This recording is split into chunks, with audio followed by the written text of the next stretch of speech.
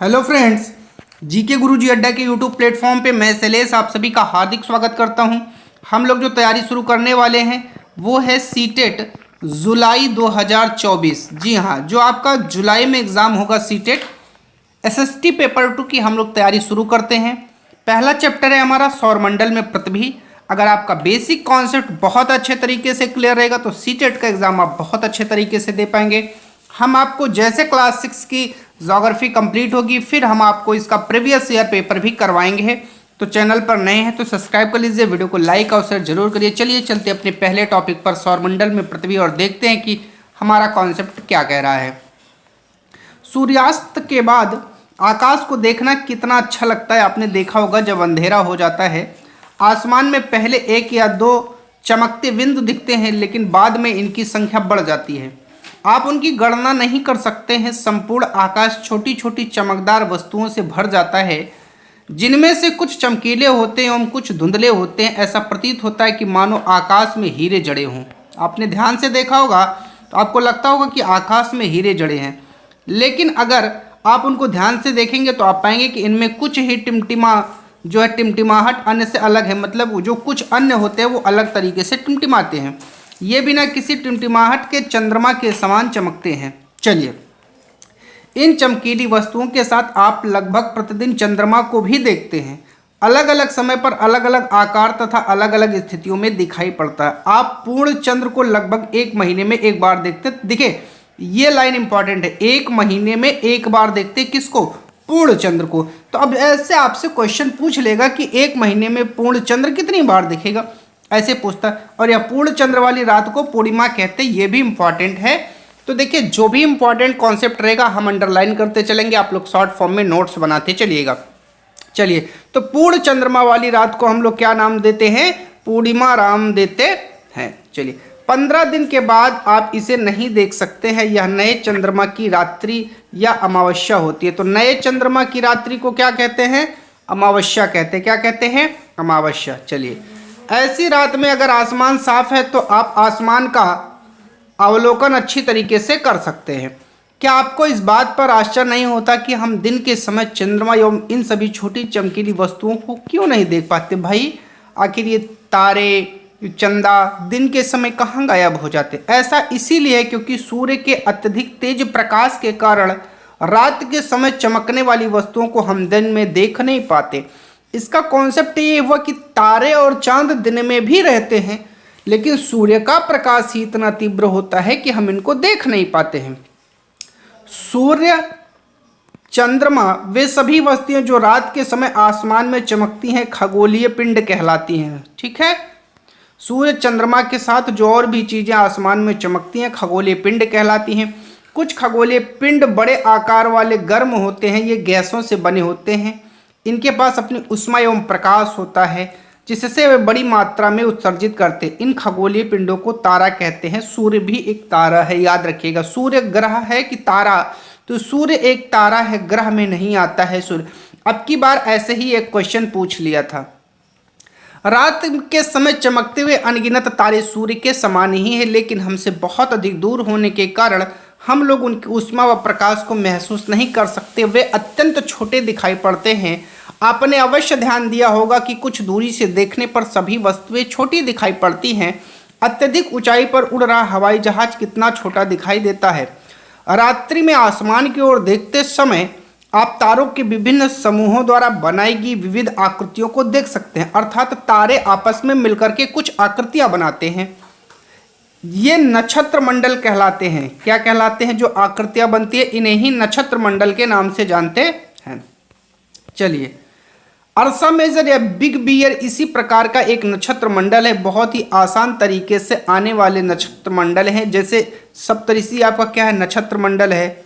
यह 7 तारों का समूह है जो कि नक्षत्र मंडल अर्सा मेजर का भाग है। आप अपने परिवार या पड़ोस में किसी बड़ी व्यक्ति से कहिए कि वह आपको आसमान में और अधिक तारों, ग्रहों तथा नक्षत्र मंडलों को दिखाए। प्राचीन समय में लोग रात्रि में दिशा का निर्धारण तारों की सहायता से करते हैं। उत्तरी तारा उत्तर दिशा को बताता है, इसे ध्रुव तारा कहते हैं। चलिए, ये आपका ऊपर होता है उत्तरी तारा, लड़की इसको देख रही है। ठीक है, ये ध्रुव तारा कहलाता है। चलिए आगे चलते हैं। यह आसमान में हमेशा की तरह एक ही स्थान पर रहता है। हम सप्तऋषि की सहायता से ध्रुव तारे की स्थिति को जान सकते हैं। चित्र 1.1 में आप देखेंगे कि सप्तऋषि मंडल के संकेतक तारों को आपस में मिलाते हुए काल्पनिक रेखा खींची जाए एवं उसे आगे की ओर बढ़ाया जाए, यह ध्रुव तारे की ओर इंगित करेगी।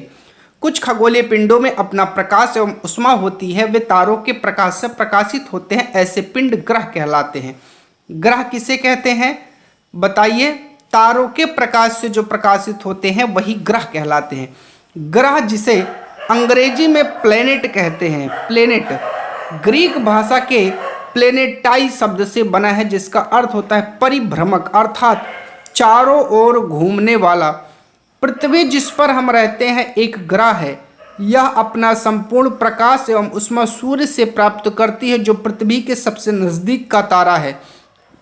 पृथ्वी को बहुत अधिक दूरी से जैसे चंद्रमा से देखने पर यह चंद्रमा की तरह चमकती हुई प्रतीत होगी। कुछ रोचक तथ्य की चर्चा करते हैं। बृहस्पति, शनि तथा यूरेनस के चारों ओर छल्ले पाए जाते हैं। आपसे यहाँ से क्वेश्चन पूछेगा, इंपॉर्टेंट है, नोट कर लीजिएगा कि किसके चारों ओर वलय के छल्ले पाए जाते हैं। तो बृहस्पति, शनि और यूरेनस। ये छल्ले विभिन्न पदार्थों के असंख्य छोटे छोटे पिंडों से बनी पट्टियां हैं। पृथ्वी से इन छल्लों को शक्तिशाली दूरबीन की सहायता से ही देखा जा सकता है, हम उस तरह नहीं देख सकते हैं। चलिए, ये आपका एक चार्ट है, आप लोग इस चार्ट को अच्छे से देख लीजिएगा। जो भी इंपॉर्टेंट चीज़ें लगेंगी इनको नोट्स में अपने आप एडजस्ट कर लीजिएगा, हम इस चार्ट को एक्सप्लेन नहीं कर पाएंगे। चलिए, आप लोग उस चार्ट को अपना देख लीजिएगा। क्या आप जानते हैं पौराणिक रोमन कहानियों में सोल सूर्य देवता को कहा जाता है? यहाँ से क्वेश्चन बना सकता है कि किसका नाम सोल था। सौर शब्द का अर्थ सूर्य से संबंधित, इसीलिए सूर्य के परिवार को सौर मंडल कहा जाता है। सौर शब्द का उपयोग अधिक करके आपको शब्द बनाना है। चलिए, आसमान में दिखने वाला चंद्रमा एक उपग्रह है। क्या है? उपग्रह है। यह हमारी पृथ्वी का सहचर है। इसके चारों ओर चक्कर लगाता है। हमारी पृथ्वी के समान 7 अन्य ग्रह हैं। तो पृथ्वी, याद करिए, पृथ्वी के समान 7 अन्य ग्रह हैं। तो कुल ग्रह कितने हुए? तो जो ग्रह हो गए आपके वो कुल 8 हो गए, याद रखिएगा। जो सूर्य से उष्मा प्राप्त करते हैं, ये सभी के सभी जो हैं ये सूर्य से ही उष्मा क्या करते हैं? 8 ग्रह प्राप्त करते हैं। उनमें से सबके पास अपने अपने चंद्रमा नहीं है, केवल कुछ ही हैं जिनके पास अपने चंद्रमा है। चलिए, सौर मंडल, सूर्य, याद रखिएगा, अब की बार सीटेट में यहीं से क्वेश्चन पूछा था सौर मंडल से, इसी लाइन से। सूर्य, उसके 8 ग्रह, उपग्रह, कुछ अन्य खगोलीय पिंड जैसे क्षुद्र ग्रह, उल्कापिंड मिलकर सौर मंडल का निर्माण करते हैं। हम उसे सौर परिवार का नाम देते हैं, जिसका मुखिया है सूर्य। तो कौन कौन रहेगा? सूर्य के साथ उसके 8 ग्रह, उपग्रह, कुछ अन्य खगोलीय पिंड भी रहते हैं, याद रखिएगा। चलिए आगे चलते हैं और देखते हैं अगला टॉपिक हमारा क्या कह रहा है और जानते हैं। चलिए, शब्द की उत्पत्ति की बात करते हैं, तो चर्चा करते हैं इसकी कि शब्द की उत्पत्ति का कॉन्सेप्ट। पहले सूर्य को देखते हैं। सूर्य सौरमंडल के केंद्र में स्थित है। यह बहुत बड़ा एवं अत्यधिक गर्म गैसों से बना है। इसका खिंचाव बल इसे सौरमंडल को बांधे रखता है। सूर्य सौरमंडल के प्रकाश एवं उष्मा का एकमात्र स्रोत है, लेकिन हम इसकी अत्यधिक तेज उष्मा को महसूस नहीं कर सकते, क्योंकि सबसे नज़दीक का तारा होने के बावजूद यह हमसे बहुत दूर है। सूर्य पृथ्वी से लगभग 15 करोड़ किलोमीटर दूरी है। तो आपसे ऐसे सीटेट में क्वेश्चन पूछ लेता कि सूर्य से पृथ्वी की दूरी कितनी है, तो याद रखिएगा।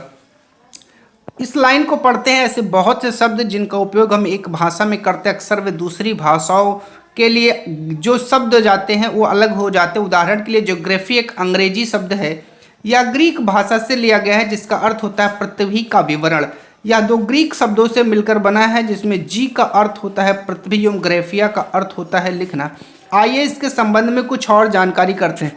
जियोलॉजी का मतलब होता है पृथ्वी का अध्ययन, जियोमेट्री का अर्थ होता है पृथ्वी का मापन, और जियोइड का अर्थ होता है पृथ्वी के आकार के अनुरूप जो है उसको मापन करना। तो चलिए हम लोग देखते हैं अब ग्रह के बारे में और देखते हैं कि ग्रह से संबंधित क्या क्या चीज़ें हैं। चलिए ग्रह की चर्चा हम आपसे करते हैं। हमारे सौरमंडल में 8 ही ग्रह हैं। सूर्य से दूरी के अनुसार वे हैं बुध, शुक्र, पृथ्वी, मंगल, बृहस्पति, शनि, यूरेनस और नेपच्यून। याद रखने की ट्रिक है my very efficient mother just served us nurse. बस ऐसे ही आप इसको पढ़ेंगे या एक दो बार आप प्रैक्टिस करेंगे तो ये वैसे ही याद हो जाता है। सौरमंडल के सभी 8 ग्रह एक निश्चित पथ पर सूर्य का चक्कर लगाते हैं। ये रास्ते दीर्घ वृत्ताकार में फैले हुए हैं, ये कक्षा कहलाते हैं। क्या कहलाते हैं? कक्षा। बुध सूर्य के सबसे नजदीक है। अब आपसे पूछेगा सूर्य के सबसे नजदीक कौन है, तो बुध है। अपनी कक्षा में सूर्य के चारों ओर एक चक्कर लगाने में इसे केवल 88 दिन लगते हैं। शुक्र को पृथ्वी का जुड़वा ग्रह माना जाता है। याद रखिएगा ये लाइन इंपॉर्टेंट है कि पृथ्वी का जुड़वा ग्रह किसे माना जाता है, तो शुक्र को, क्योंकि इसका आकार एवं आकृति लगभग पृथ्वी के समान ही होती है। अभी तक प्लूटो भी एक ग्रह माना जाता था, परंतु अंतर्राष्ट्रीय खगोलीय संगठन ने अपनी बैठक अगस्त 2006 में निर्णय लिया कि कुछ समय पहले खोजे गए अन्य खगोलीय पिंड जो है वो बौने ग्रह की श्रेणी में आते हैं। तो ये 2006 के निर्णय में आया था, ये भी याद रखना है। क्या आप जानते हैं रात में आसमान को देखकर मनुष्य हमेशा मोहित हुआ है। खगोलीय पिंडों एवं उनकी गति के संबंध में अध्ययन करने वाले को खगोल शास्त्री कहते हैं। किससे कहेंगे भैया? जो खगोलीय पिंड एवं उनकी गति के संबंध में अध्ययन करता है वही खगोल शास्त्री है। आर्यभट्ट प्राचीन भारत के प्रसिद्ध खगोल शास्त्री हैं। उन्होंने कहा था कि सभी ग्रह तथा चंद्रमा परावर्तित सूर्य प्रकाश के कारण चमकते हैं। आज विश्व के सभी भागों में खगोलविद ब्रह्मांड के रहस्यों को खोजने में लगे हुए हैं। चलिए अब हम लोग चर्चा करेंगे पृथ्वी के बारे में। चलिए, सूर्य से दूरी के हिसाब से ये तीसरा ग्रह है। आकार में यह 5वां सबसे बड़ा ग्रह है। ध्रुवों के पास थोड़ी सी चिपटी है, तो याद रखिएगा ये वाली लाइन बहुत इंपॉर्टेंट है। पृथ्वी कहाँ चिपटी है? ध्रुवों के पास। यही कारण है कि इसके आकार को भूआव कहा जाता है। भूआव का अर्थ क्या है? पृथ्वी के समान आकार। जीवन के लिए अनुकूल परिस्थितियां संभवतः केवल पृथ्वी पर ही पाई जाती हैं। पृथ्वी ना तो अधिक गर्म है और ना ही अधिक ठंडी। यहाँ पानी एवं वायु उपस्थित है जो हमारे जीवन के लिए आवश्यक है। वायु में जीवन के लिए आवश्यक गैसें जैसे ऑक्सीजन मौजूद है। इन्हीं कारणों से पृथ्वी सौरमंडल का सबसे अद्भुत ग्रह भी माना जाता है। क्या आप जानते हैं? इसको बहुत अच्छे से याद करिएगा। प्रकाश की गति 3 लाख किलोमीटर प्रति सेकंड है। इस गति के बावजूद सूर्य के प्रकाश को पृथ्वी तक पहुंचने में 8 मिनट का समय लगता है। एनसीईआरटी में 8 ही मिनट का समय दिया है, कुछ अन्य किताबों में दूसरा समय दिया है।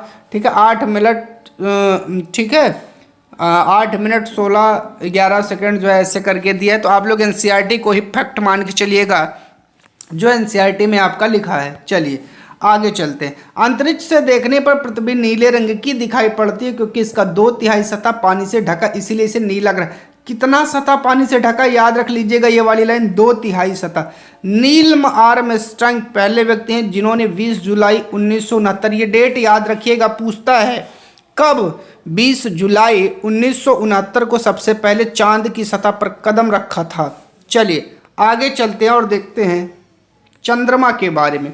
हमारी पृथ्वी के पास केवल एक ही उपग्रह है चंद्रमा। इसका व्यास पृथ्वी के व्यास का केवल 1/4 है। तो पृथ्वी के व्यास का कितना है? 1/4 है, याद रखिएगा।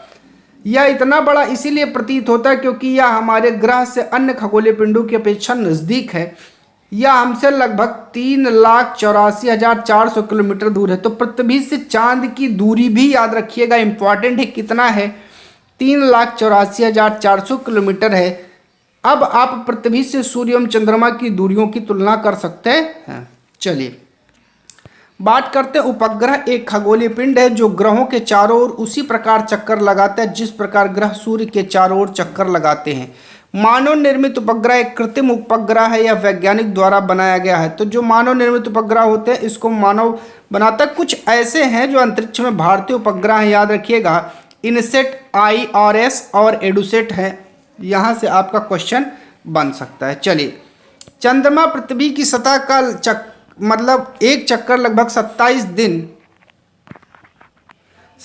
दिन में पूरा करता है। लगभग इतने ही समय में वो अपने अक्ष पर एक चक्कर भी पूरा कर लेता है। इसी पर्वत में पृथ्वी से चंद्रमा का केवल एक ही भाग दिखाई पड़ता है।